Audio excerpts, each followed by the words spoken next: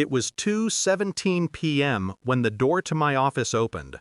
A man in a tailored navy suit stepped in, carrying a leather briefcase and the kind of smirk that belonged to someone who thought he'd already won. "Mr. Hale?" he asked. I nodded, my pen still hovering above the contract I was reviewing. He placed an envelope on my desk. "Happy birthday," he said. The tone, mocking, rehearsed.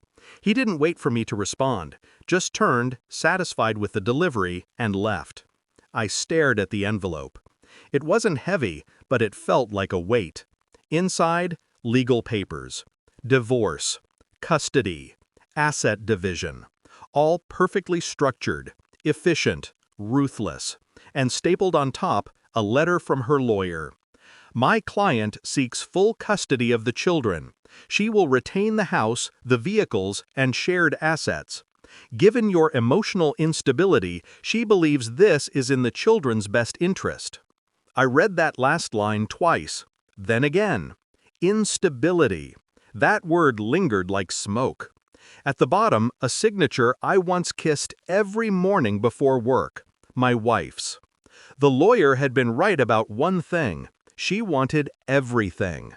But not because she deserved it. No. This was strategy. For weeks I had sensed the shift. Her laughter now delayed, her phone always face down, her eyes avoiding mine when the children mentioned Uncle Daniel, her colleague. I had ignored it, because sometimes love is just another word for denial. The night before my birthday, she had kissed my cheek and whispered, "Don't wait up, late meeting." I had smiled back, played my part. Now, staring at the divorce papers, I realized the timing wasn't coincidence.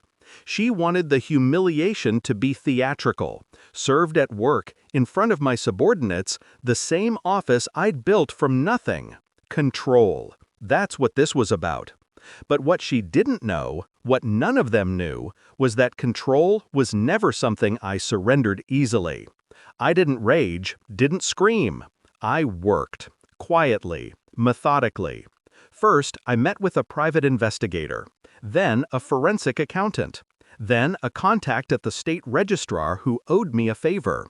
Weeks passed. I spoke little at home, ate dinner in silence, watched her smile at her phone when she thought I wasn't looking. My sons, Eli and Connor, looked at me differently now, like I was the shadow of a man they'd been told to forget. "Mom says you're not okay," Connor said one night, eyes darting away. I only nodded, because truth, I'd learned, doesn't need defending when the lie is still growing. By the third week, the pieces began to surface. Financial discrepancies, secret transfers, a second account in her maiden name. But it was the birth certificates that caught my eye. 2 copies, both with my name. And yet, something felt off. The ink on Connor's certificate was newer, the print alignment slightly different. I sent them both for verification. The call came 3 days later. "Mr. Hale," the analyst said, "I think you should sit down." The truth wasn't loud.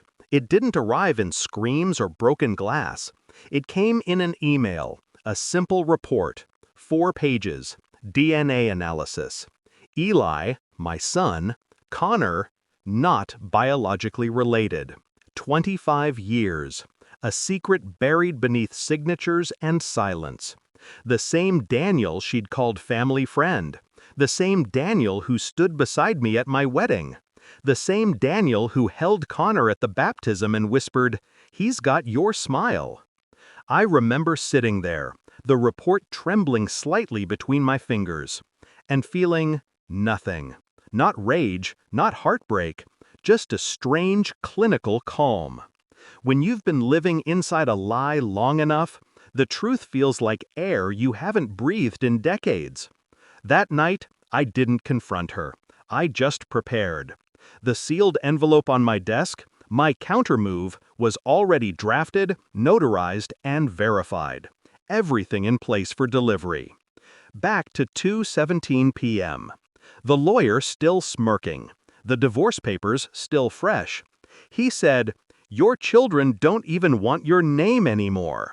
And I smiled, handed him the sealed envelope. "Deliver this to your client," I said. By evening, my phone began to vibrate. Once, twice, then constantly. Unknown numbers, blocked calls. Finally, her mother's voice, cracked, shaking, through the speaker.